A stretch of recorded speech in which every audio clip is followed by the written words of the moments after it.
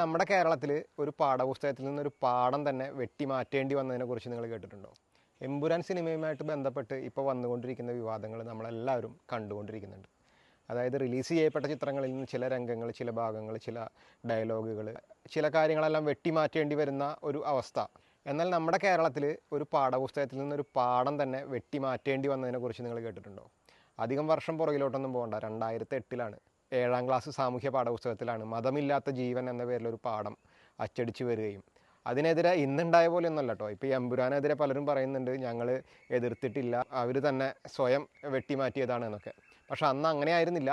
അന്ന് എതിർത്തു, തെരുവിലിറങ്ങി എല്ലാ മതങ്ങളും മത സാമുദായിക കക്ഷികളും ഒരുമിച്ചു തെരുവിലിറങ്ങി പാഠപുസ്തകം റോട്ടിലിട്ട് കത്തിച്ചു. അന്ന് അക്രമത്തിലൊരു അധ്യാപകൻ കൊല്ലപ്പെട്ടു.